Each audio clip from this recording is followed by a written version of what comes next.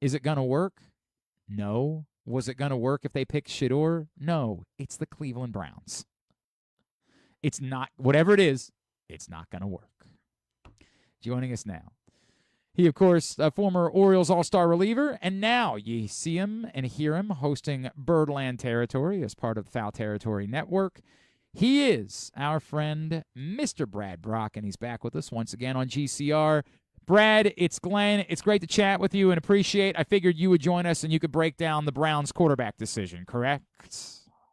Yeah, you had me. I was listening in there. That's some good info for fantasy football season coming up. If you're drafting any Cleveland Browns, that is true. It's just a mistake in general. Just a mistake. Like even when Quinshawn Judkins slides a little bit, you're like, but he's still a Brown. Like it's just it's what it is. Brad, come December, it's 10 degrees out and the snow and everything there. So yeah, there's actually, I took my kids to Cleveland for a game in November last year because they were playing the Ravens, and the tickets were so cheap that we got 4 tickets for the family right down front for like the same price that a single ticket to a in the upper deck to a Ravens game would cost. Yeah. So I want to continue to thank the folks in Cleveland. Thank you for that. Yeah, absolutely. Brad, the Orioles do win the series, and that's not nothing, and I don't want to pretend like that we should be utterly dismissive of it, but it's tricky because it comes like tell me what it is you're looking at. Are you looking at the fact they won 2 out of 3, or you could also look at the fact that they've won 2 of their last 7, and like I feel like that's the bigger problem right now, is that short of them going on like a serious torrid stretch of winning baseball games, it's really tough to view them as like a viable, legitimate contender because we just have a large sample size and body of work that says this is who they are. They're just a really inconsistent baseball team. Yeah, I think that's kind of, at this point, it's probably the fans' frustration and just kind of watching this team all year long. It's just, you don't know what team you watch. So sometimes those 3 games in Tampa, you're thinking, here it is. They're going to turn around. They're going to score 7 runs a game. And then next thing you know, they lose 5 in a row or whatever it was, 4 in a row. And they're back to, like you said, 2 of their last 9 games they've won. So you just don't know which team you're watching all season long. And I think that's been the frustrating part, is because when you do see the good, it's in there, and this team could be more than what it is. But at the same time, they just can't seem to get on a roll and be consistent enough. But after that's all said and done, they still have a shot at the playoffs. Right. So who the heck knows with the American League this year? It's been a crazy, wonky season. So like you said, they're 1 winning streak away from being legitimately right back in the playoffs, and it's just kind of hard to believe when you actually look at the standings. No, it's almost a miracle, right? It's funny because going into this week they're playing the Cardinals, and you're treating the Cardinals as if they're like out of it. They're basically dead, right? And yet they're 5 games better than the Orioles. They're notably better than the Orioles are, and yet they're dead, and the Orioles are still very much alive. Like that's it's kind of baseball. That's the parity between the American and National League right now. It doesn't make any sense. I wish our Orioles teams, man, I wish we had a couple of shots to get into playoffs where we were just over 500 or a couple of games below, because how those teams where they got hot, you never know what could happen. So it's going to be interesting, and I think it's going to come down to the final game, and I really think we might see a team get in the playoffs under 500 the first time in history. I'm still not buying it, Brad. I still feel like me neither. I am trying to wrap my head around the fact that it's not going to happen, but at the same time, there could be somebody 81-81 or 80-82 get in. Like it's a possibility at this point, which just blows my mind. The mid keep getting midder. You aren't wrong about that. Let's talk about a couple of topics to me that are relevant. The first is, and I mentioned it to Griffin earlier, and I feel like you can give context to it. There's lots of things to be frustrated about this Orioles team by, but I feel like the thing that is the most puzzling of all the things to be frustrated about is how they haven't had a reliable left-handed reliever to turn to. So, like, I understand yesterday nothing's going right. You want to get Boz out of there, but you want to get in a lefty that you're confident can just get you out of the inning, limit the damage. We're going to be asking a lot of the bullpen, but that's what we're going to have to do. And Wolfram certainly had some moments early on in the year, but I don't know that you'd ever say was definitively this type of guy. how puzzling is it to you that like they've just not had that guy, and how much it really does seem to have hurt them to have not been able to have the confidence of turning it over to someone who you knew was going to get your lefty out, get you out of the inning, and keep you fighting.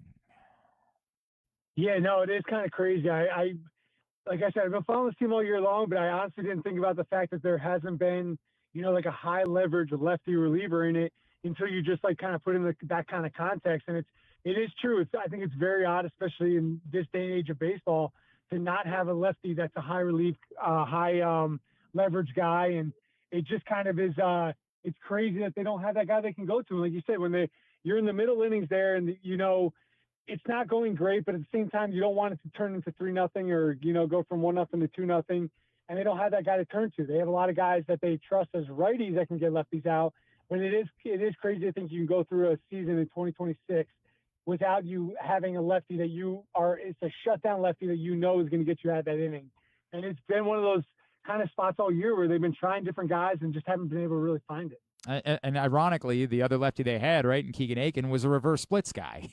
Like he just sort of wasn't really that guy either. Staying on the bullpen, Brad, they look. It looks like Felix Bautista's going to be returning. He did pitch over the weekend.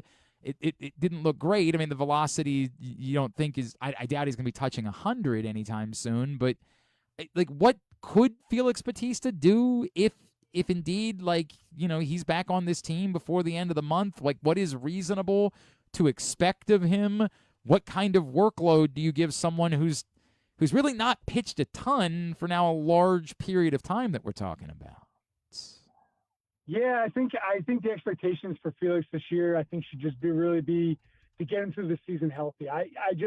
For me, elbow surgery is one thing, but then have it back it up with a shoulder surgery is just really tough. And I think at this point, it's just getting him to the end of the season healthy, getting him at X amount of outings, and just kind of whatever he gives you, whether it's great outings or if it's bad outings, as long as he comes out healthy, that's a great thing. And I think moving forward, especially next season and seasons after this, if you can get Felix Bautista fully 100% healthy and able to help this bullpen, it's going to make it tremendous. And I think it's just kind of one of those things where I don't even know if you can expect anything from him this season. And even if he gets called back up to Baltimore, I just wouldn't expect him to be a high leverage, big time arm for them, because I really think when he gets there, it's going to be more about pitching him. Like if you want to pitch him Monday, Friday, I think it's going to be very, very scheduled kind of outings. And it's not going to be a back-to-back kind of day, kind of outing type thing. I just think it's going to be one of those really, really on top of it, make sure he's healthy and get him to the next outing kind of thing. That seems, I think, all fit. Like, it's almost like you're putting him in purposely, like a clean 7th inning or something like that. Or, like, it feels like his usage is really, to your point, just about getting the work in and almost nothing other than that. Yeah, it's almost like I would almost look at it as like a spring training type thing where like you said, you want to get him the work, but you're not going to put him in a 40-pitch inning. You're not going to put him multiple innings. You're not going to throw him back to back. I just think it's one of those things where you just want to get him fully healthy, and so he can have a full off season of pitching and getting ready for next year, and just be fully ready to go next spring training. That would be my biggest thing with him. Can a team continue to carry 3 catchers when 2 are basically non-options offensively? Like, you can't use them as pinch hitters at all. Like, is that too much of a tax on your bench and your options as a manager late in the game when you're just carrying someone on your bench who just can't help you as a bat? Yeah, I think it gets tough when you have 3 guys that are capable of catching. And I really think it's going to come down to what the Orioles want to do with Basayo. Are they going to have him catch a bunch of games, then have one of those guys be a true backup, or are they going to want him to DH? Are they going to want him to play some first base too to get Pete off his feet?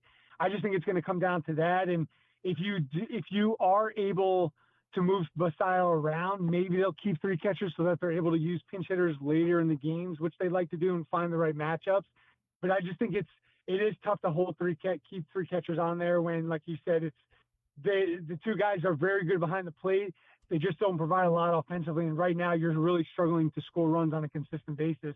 So for me, I just feel like you got to get your best offense out there every single day, regardless of what your roster makeup is for this team. I do wonder too, like, because I think what you're alluding to is it feels almost macro micro, which is like in the micro, this is about figuring out. I feel like in the macro, if you're not committed to Samuel Basayo as being a 120 game type of catcher, it feels like you've got to identify a backup catcher who is going to be more of an offensive threat, like that you're gonna. And I know it's funny because they just traded Adley Rutschman and they kind of had that scenario, right? Yeah. But like I just I just don't think you can carry this many guys that are kind of no bats. Yeah. I just think it get like you said, it just gets tough for the roster when you have guys that you see both as defensive catchers. So they're either batting an 8 or 9 slot, and then from there it's kind of trying to figure out what you're going to do later in the game. And I just think it handcuffs you at this point in the season when you have to win every single game. I just feel like it handcuffs you when you're trying to find the perfect lineup every single day. And if you're trying to make up for, a position that isn't living up to the offensive production that you're looking for, now you're really behind the 8 ball. And I just feel like it gets tough to continue to do this over and over for the rest of the 30 some odd games they have left. I think it's almost impossible, right? Sell me on how it happens, Brad. Sell me on how the Orioles become the team that breaks out of this group of mid. How does we can say the schedule's easing up, and like it, to an extent it is, but as we mentioned, the Cardinals are 5 games better than the Orioles, right? Like, how does it happen? How does this team suddenly find that groove in the final 2 months of the season, or month and a half? I'll preface this with saying I've been wrong every single time I've given a prediction or a what I think might happen with them here coming up. But I really think it has to come down to the offense scoring 5 more runs or more. I think the pitching staff has really proven that to this point that they're going to get quality starts. They're going to have enough guys in the bullpen somehow to piece it all together to get to the end of the game. But it's really, I just feel like the burden is going to fall on the offense here to get them over the hump and to get them out of this relative mid of the league right now. And we saw it in Tampa that the capability is there. They just have not been able to show that for a 10, 12, 15 game span. And I really think that's what's going to take at this point. I think it's going to take a 10-5, 13-2, some kind of run like that to really get themselves out of this mix here and control their destiny the rest of the way. And I really just think it just comes down to the guys that you expect to produce, the Gunnar Henderson, the Dylan Beavers, the Cowser, all these guys that you see flashes of it. They just really have to come to the forefront, start hitting the ball, and give Pete some help because Pete's been doing a tremendous job this whole season. And if they're able to get on base, Pete's going to knock them in. And it's just going to take a collective effort at this point. I don't know how else to explain it otherwise. Hopefully I did a good job. No, I think that I get it. That's what it's going to take. It's ironic because Griffin and I were talking earlier, and to your point, Jackson Holliday reached base. Every time he reached base last week, he scored. Unfortunately, it was just 4 times. Unfortunately, he only reached base 4 times, but Pete got him home. Brad, you want to remind everybody about Birdland Territory? Yeah, Birdland Territory. We just had a good episode today with Ben McDonald. Just talked about his broadcasting and just kind of deep dove down into it all. And it was a great episode. So go check it out on Birdland Territory, YouTube, anywhere you can get your podcast. Brad, always appreciate you, brother. Thanks for spending the time with us. Absolutely. Thanks, guys. Brad Brach with us here on GCR.